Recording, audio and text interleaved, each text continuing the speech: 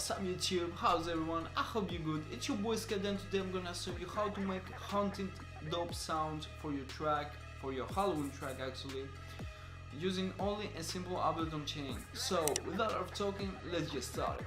So guys, here I have the chain I was talking about, Haunted by Skedda. And here I have a serum. Just for the demonstration, you can use actually any synthesizer you want, it doesn't matter at all. So let's initiate this patch and let's see just with a saw wave table what we can do.